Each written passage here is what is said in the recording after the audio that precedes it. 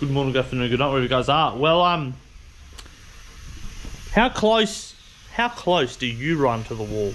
Because Sam here has run so close that he's managed to get the rubber between the wall and what would be his wheel and tyre, managed to squish up against it enough and jam it in between the rim. It only costed my rim. It's only busted a steely. Oh no.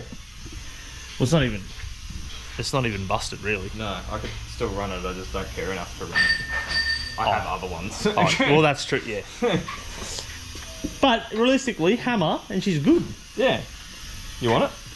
What, the steely? Yeah. Nah, I've got genuine reps. You can get scrap steel. It's value. If I leave it. Honestly, I didn't tell everyone. My name's Dave, and I ruin genuine wheels.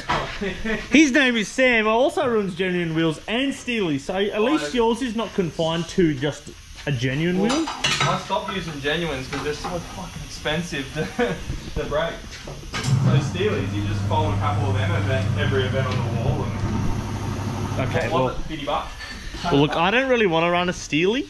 Yeah, they're disgusting. But yeah, I mean, cheaper. It is definitely cheaper, and look, that's why we sell them for people, because that's why the good car has the works on it. That's exactly right. The Beta has the steelies on it. Yeah, you got to run the goods.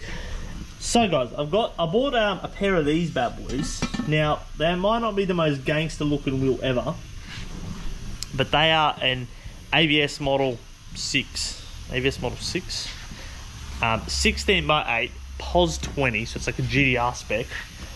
I literally owned the wheels for probably 6 hours. I kept second-hand tyres on. This is why I don't run second-hand tyres. And I proceeded to... Now, honestly... Look. That is not good. And honestly, I kind of wish it was a Kiwami, because you can... You know, if you can't fix it, you can buy it. Yeah. But these are so hard to get. Like I've been hunting for some for ages, and I found a pair. I bought them, and pretty much immediately broke it. So a mate of ours does fix wheels, and it's definitely kind of pushing the limits for fixing. But I was like, look, you're gonna have to fix it, no matter what, because Archie's going. So realistically, I'm not gonna be smashing on a wall ever again. So, and look, I bought it for the AU, but I mainly bought them to put on my Laurel, because I'm going to be running ABSs on the Laurel when I bring it back. So, and I've kind of ruined it, and I'm absolutely gutted about it. I basically felt like the biggest idiot. Like, I still kind of do, because it's seriously. If those guys know the ABSs, those ones, they were my second ever set of wheels that I had on my Laurel, but just in 4-stud. So they're kind of close to my heart for that reason. So anyway, that moving on. Steelies, break them. Genuines, don't break them, especially rare ones. I don't know, I've got this thing for breaking genuine rare wheels. Like, I've got a set of Hino decks, I think you call them. They're staggered offset. I ruined 2, one 8-inch one 9-inch one, obviously 17 by 8, 17 by 9. Cooper managed to fix them up, thank goodness for that. But this ABS definitely, I mean, the Hino decks, I was a bit devastated, a bit annoyed. I'm like, idiot, like, why did you cut the turn and just, you know, hope it'd be fine when you knew it wouldn't be fine? That one, the ABS, that was just like, you're an idiot. So moving right on. Finally, pretty much at final well, not a final update. Finally, I've got an update, actually, like where the AU is and where the 33 is in terms of completion. So Petey's finally come in, done a host of work, which he's done all right actually, because I didn't know how some things were going to fit. So a couple of things. The VCT motor that was in the drift car is going to, well, it's not great. Now my plan was to get the Raja Plenum on. Basically all that, I'm just not going to have time because we really want to get the 33 done.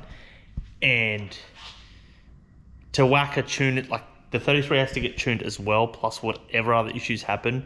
Now, the Subi that you guys don't know much about, is getting the final tune. Hopefully, by the time you're seeing this, it'll be tuned. Now, we'll be taking it to a track to do some stuff. So it's pretty much grand reveal that a car that we built so long ago, finally we can just like get it out. So I'm basically going to put another motor in, the same, just another VCT, throw the sump on, throw the rocket cover on, whack this turbo gear on, whack the same plenum on for now, because I don't want to be doing 10,000 different tunes. I just want to basically get the other turbs on, get the, you know what I mean. So I've got the clutch here, one of the clutch. So this one actually does, for people who don't know, the FG and FGX, or the turbo FG and then FGX, the flywheel, they actually have a bigger flywheel, so they have a different bell housing. So for the clutch that we're running, which is the Extreme, that's what we run, this is the bigger flywheel.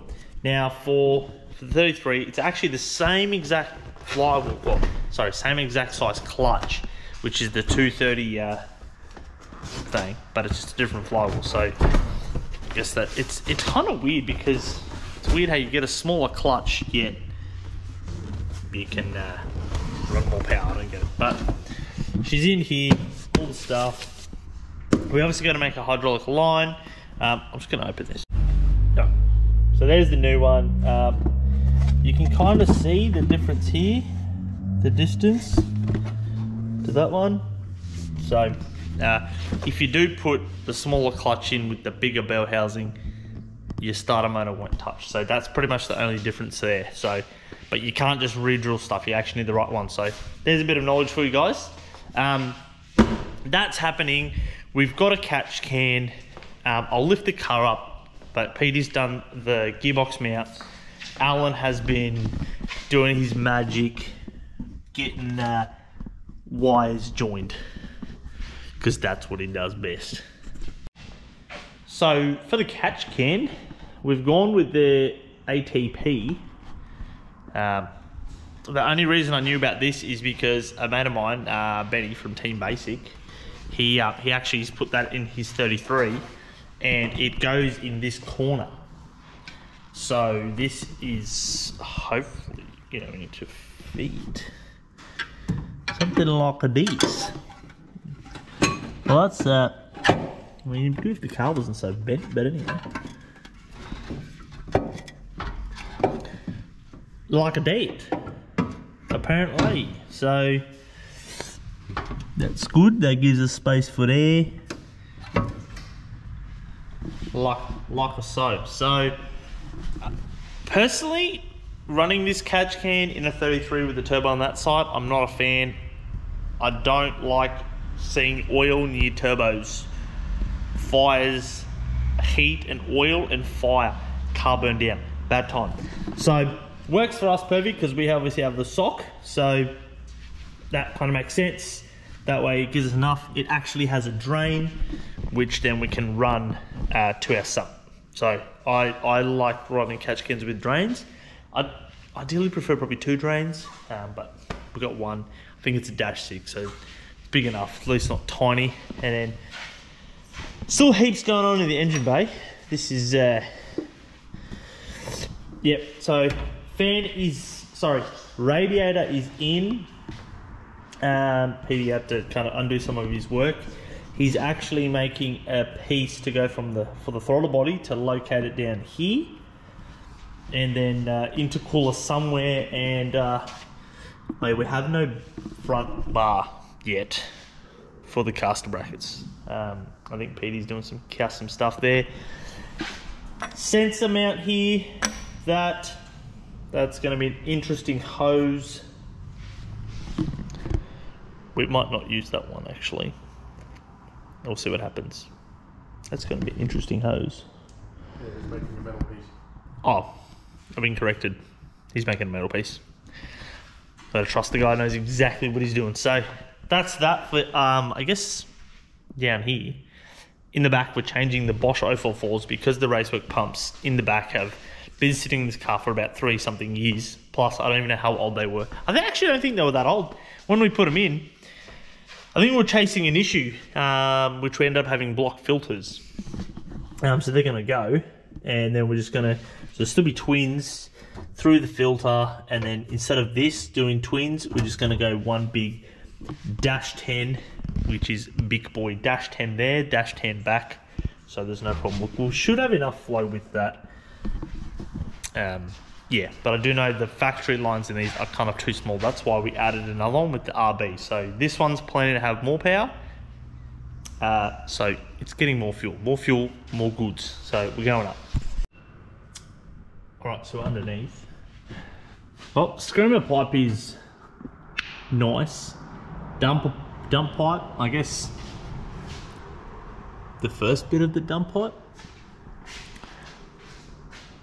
Or that's it, and then I'm gonna make the rest of the exhaust, I'm guessing. So that is that. The what's it called? Oh, you got a thermostat down here, mate. Ooh, look at this. Where's that from? Oh, Probably from the housing. yeah, definitely. Look, funny. I was like, why the stuff have we got an old looking thing? But no, we actually just took the housings that go on the side of the head just off a parts motor that we had. So that's why there's that. So yeah, full 3-inch exhaust. You might think, why haven't you gone bigger? Well, realistically, we've got a 50mm turbo smart wastegate. So, and it's not plumbing to the exhaust. So there kind of goes your 3.5, close to 4. So there's no need. And so that's in. There's our drain for the catch can. And our return for the turb ski up there. So we've got to basically, yeah, get the stuff in. This is the case fab. Oof, look at them. Oh, that was nice. That's nice. And up the back here, we actually have a Nissan Elgrand diff in the car, because the 350Z diff that we put in, we welded it, and then we put it in, and then this sat there with that oil for like 3 years, and apparently doesn't like that. So we're actually getting some different diff gears, because we worked out the diff gears that we have, and they're actually huge. They're like 3.1s or something. Were they 3.1? I thought it was 307. Oh. It's not even 3.1. It's huge. So we actually do have some 3.9s coming from Japan.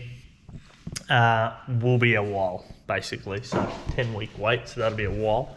That's all for underneath at the moment. We're going to pretty much carry on. The 33, the tail shaft is at Gold Coast tail shaft's getting sorted. Pete's got a few more stuff to do on the front there, and basically the rest is up to, well, mainly Nick, but me as well. Or once I can get back here. But turns out it's quite hard to build a car after hours while my wife is away, and I've got to watch the kids and do all the stuff. It's turned out that's hard. So anyone who's building a car and has got kids, feel your pain. That's definitely quite hard if your wife or your spouse or your partner or your bloke's away. For those ladies out there building drift cars, maybe that's what we need to do. We just all need to build drift cars. But anyway, so engine is going to be simple, and that's going in, and that's us. So we're just moving on to the next thing. I'm just jabbering in.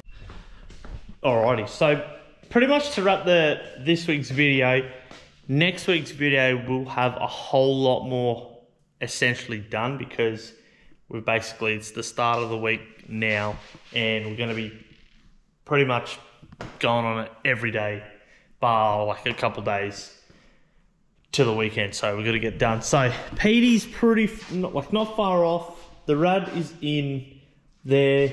The throttle body had to be relocated rather than cutting off things here for the bonnet. Obviously, secure the bonnet.